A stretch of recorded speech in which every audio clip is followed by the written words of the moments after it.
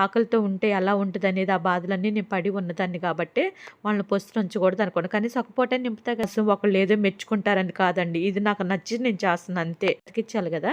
నేను అదే చేస్తున్నా. నేను కష్టపడి పని చేస్తున్నా.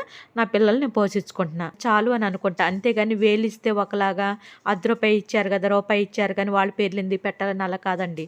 ఏ టు జెడ్ నేను ఏ పేరైనా పెడతా. నాకది ఇష్టం అంతే.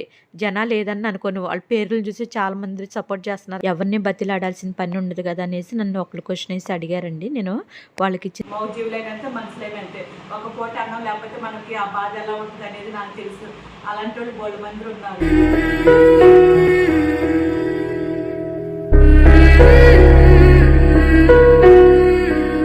హాయ్ అండి, మీరైతే ఫుల్ వీడియో మిస్ అవ్వకుండా చూడండి. మన పిల్లలకి అన్నం పెట్టే వీడియోలు అయితే అసలు సరిగ్గా వెళ్ళట్లేదు.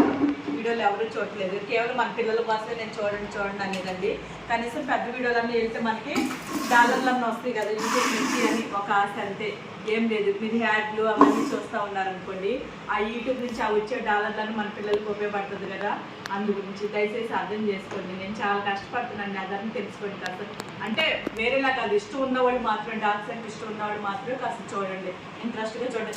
ఏది ఇష్టం లేని కూడా చూడండి, మీకు అర్థమవుతుంది కదా. మీ కడిపే కాదా నింపేది వాళ్ళకి, ఆకలితో మనం ఎవరో వండలేము కదా. అందుకని మౌజీవులైనంతే మనసులేనంతే. ఒక పూట అన్నం లేకపోతే మనకి ఆ బాధ ఎలా ఉంటుంది అనేది నాకు తెలుసు. అలాంటి వాళ్ళు బోల్డు మంది ఉన్నారు. అలాగే కాస్త అర్థమైతే బాగుంటుంది అనుకుంటున్నాను. ఫుల్ వీడియో అయితే అసలు మిస్ అవ్వకుండా చూడండి. నాకు ఒకళ్ళు ఫోన్ చేసి అడిగారండి, మీరు సొంతంగా షట్టర్ పెట్టుకోవచ్చు కదా, అప్పుడు మీ పిల్లలు మీ దగ్గరే ఉంటాయి కదా, మీకు ఇబ్బంది ఉండదు కదా, ఎవరిని బతిలాడాల్సిన పని ఉండదు కదా అనేసి నన్ను ఒకళ్ళు క్వశ్చన్ వేసి అడిగారండి. నేను వాళ్ళకి ఇచ్చిన సమాధానం ఏంటంటే, వాళ్ళ వాయిస్ కూడా మీకు వినిపిద్దా అనిపించింది. అంటే వాళ్ళు మంచి చెప్పారు, చెప్పారు, వాళ్ళకే తెలుసు అనుకోండి. నాకు బాధ ఏంటంటే, నాకైతే తిరిగి పెట్టడం నాకు ఇలాగే ఇష్టమేనండి. షట్టర్ పెట్టుకొని అక్కడ కూర్చొని వేసేసి నేను మెయింటైన్ చేయలేను. ఎందుకంటే ఇంతమందిని నేను పోషించాలంటే నేను బయట వర్క్కి వెళ్ళాల్సిందేనండి. నేను వర్క్కి వెళ్ళాలంటే నేను ఎక్కడైనా షర్ట్ తీసుకొని పెట్టేసి నేను వాళ్ళ దగ్గర కూర్చొనేసేసి వాళ్ళకి వచ్చే దాంట్లో నేను తింటూ నాకు ఇష్టం ఉండదండి. నేను కష్టపడతా, నేను పోషిస్తా. ఒకళ్ళ దేవుడి తల్లి నాకు సొంత స్థలం ఉండి నేను ఒకళ్ళ షట్టర్ పెట్టినా సరే నేను పని చేసి నా పిల్లల్ని నేను పోషిస్తా. కానీ ఏ పద్దాకులు వాళ్ళు ఇస్తేనే పెడతా, వీళ్ళు ఇస్తేనే పెడతా అని ఉండండి. ఎవరైనా సరే ఒకరోజు పెడతారు, 2 రోజులు పెడతారు, లేదంటే నెలలో ఒకసారి సపోర్ట్ చేస్తారు. మరి తక్కిన రోజులన్నీ ఎవరు సపోర్ట్ చేస్తారు? మనం కష్టపడి మనం బతకాలి కదా, మనమే పోషించాలి కదా పిల్లల్ని. అలాంటివి ఎంచుకోవాలి కదా. అలాంటి బోల్డ్ మంది ఉన్నారండి మోగజీవులు. ఇది నా ఇష్టానికి సంబంధించిందండి. నేను ఎవరిని ఉద్దేశించి కాదు నేను చెప్పేది.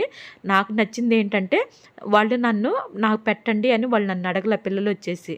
ఓకేనా, వాళ్ళ ఆకలి నేను తీర్చాలి అని అనుకున్నా. నేను 50 మందితో స్టార్ట్ చేశా. అలాగా మనోళ్ళు కాస్త కోస్త సపోర్ట్ చేస్తుంటే అలాగా ఫస్ట్లో మన పిల్లల వరకు చాలా వరకు సపోర్ట్ చేశారు చాలామంది.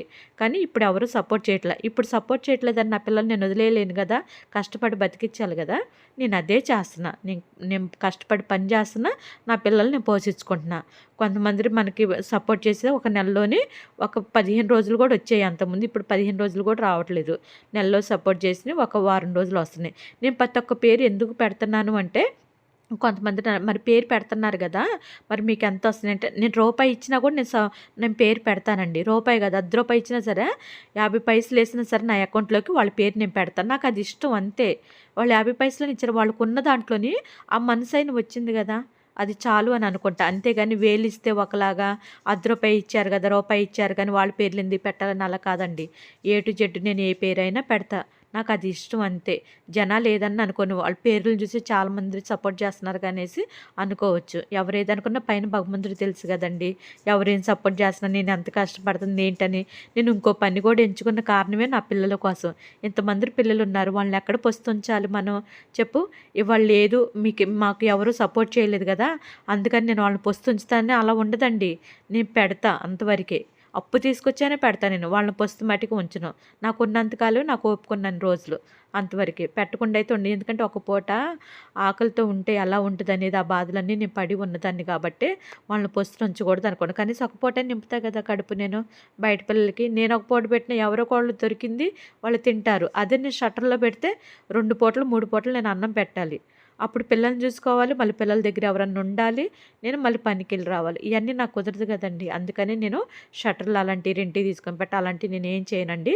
మీకు అర్థమయ్యే ఉంటది. నాకెవరైతే నాతో మాట్లాడారో వీడియోలో మీరు చెప్పమని అన్నారు గదా!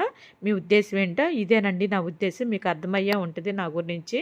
నేనైతే అలా పెట్టుకొని కూర్చోనండి. ఎందుకంటే నా ఇల్లు పోషించుకోవాలి. నా పిల్లలు అంతమంది ఉన్నారు కాబట్టి నేను పని చెయ్యాలి. సాయంత్రానికి వాళ్ళకి అన్నం పెట్టుకోవటానికి ఎళ్ళాలి అంతే. ఇది ఓపికన్నన్ని రోజులు ఈ సర్వీస్ నేను చేస్తానే ఉంటా. ఒకళ్ళ కోసం ఒకళ్ళు ఏదో మెచ్చుకుంటారని కాదండి. ఇది నాకు నచ్చి నేను చేస్తున్నా అంతే. అంతకుమించి ఏం లేదు. నన్ను చూసి ఇంకొంతమంది మారి మూగజీవులకు అన్నం పెడతారు అని చెప్పేసి నేను ఈ వీడియోలు చేసి పెట్టటం.